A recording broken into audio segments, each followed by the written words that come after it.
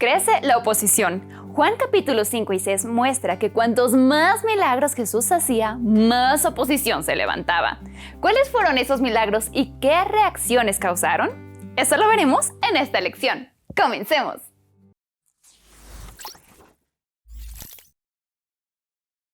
Un día Jesús estaba pasando por el estanque de Betesda en Jerusalén y vio a un paralítico que hacía 38 años que estaba enfermo.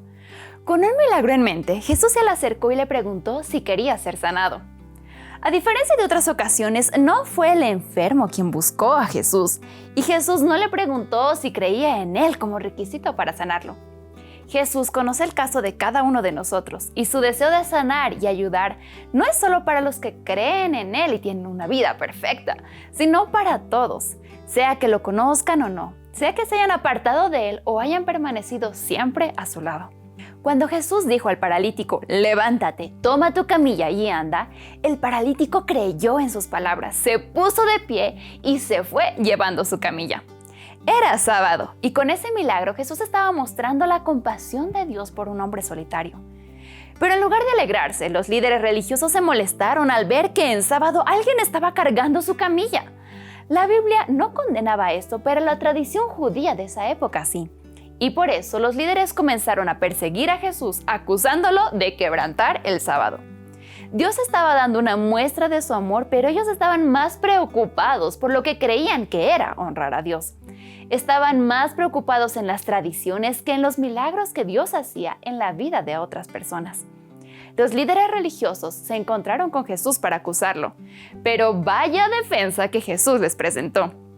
Al sanar al paralítico, Jesús había demostrado que él tenía un poder vivificante y ahora declaró que todo lo que hacía dependía de su relación con el Padre. Jesús declaró que él tenía poder para dar vida eterna, algo que solo Dios puede hacer, y que un día los muertos escucharían su voz y se levantarían. Por otro lado, solo Dios puede juzgar, y Jesús dijo que el Padre había puesto el juicio en sus manos. Los líderes religiosos aún no le creían. Entonces Jesús añadió otro argumento. En esa época, para comprobar la veracidad de algo se necesitaba al menos 2 testigos. Jesús decidió presentar 4: Juan el Bautista, sus obras, el Padre y las Escrituras. Estos 4 testigos daban testimonio de que él era el Mesías. Pero ni palabras, ni testigos, ni milagros convencían a los líderes religiosos. Y los acusadores ahora pasaron a ser los acusados. Ellos decían ser muy cuidadosos en obedecer a Moisés. Incluso creían acusar a Jesús con base a sus escritos. Pero Jesús les dijo, quien los va a acusar es Moisés, en quien tienen puesta su esperanza. Si creyeran en Moisés, me creerían a mí porque de mí escribió él. Pero si no creen lo que él escribió, ¿cómo van a creer mis palabras? ¿Qué contraste con el paralítico que creyó en Jesús sin tener tantas pruebas como ellos? ¿Cuántos milagros o pruebas necesitamos para creer? ¿Y cómo reaccionamos al ver las señales que Dios nos da? ¿Nos alegramos al ver su amor o estamos más preocupados en conservar las costumbres que tenemos? Luego de este evento, en Juan capítulo 6 leemos que Jesús volvió a Galilea y una multitud se reunió para escucharlo. Se acercaba la Pascua, donde se recordaba cómo Dios liberó a Israel de Egipto, cómo los cuidó y cómo en respuesta a la pregunta de Moisés, ¿de dónde voy a sacar carne para dar de comer a toda esta gente? Dios milagrosamente les proveyó maná, pan del cielo, entre otras cosas. Ahora que Jesús iniciaba una nueva liberación, la del pecado, uno de sus discípulos, Felipe, le hizo la misma pregunta que Moisés. ¿De dónde sacaremos comida para todos? Jesús, entonces, milagrosamente proveyó comida para más de 5,000 personas que le escuchaban. Si hubieras estado allí, ¿cómo habrías reaccionado al ver el milagro? ¿Sorprendido? ¿Emocionado? Quizá incluso pedirías un poco de comida para llevarte a casa. El pueblo estaba seguro de que Jesús era el profeta de quien Moisés había dicho. El Señor su Dios hará que salga de entre ustedes un profeta como yo, y deberán obedecerlo. Ellos consideraban a Moisés como profeta y rey, y al ver a Jesús como el profeta prometido, quisieron convertirlo en el rey que ellos imaginaban. Pero Jesús no lo permitió y se retiró a la montaña. Una gran incógnita quedó en la mente de todos. Si Jesús rechazó que lo coronaran, ¿sería posible que no fuera el Mesías, el Rey prometido? ¿Cómo Jesús podría mostrarles que aunque su reino no era como la gente lo imaginaba, Él sí era el Mesías? Esa noche, mientras sus discípulos se hallaban en medio de una tempestad, Jesús se les apareció caminando sobre el agua y les dijo: «Yo soy, no tengan miedo». Yo soy era el nombre que Dios usó para presentarse a Moisés en medio de la zarza, el nombre que usó para cumplir sus promesas y liberar a sus hijos.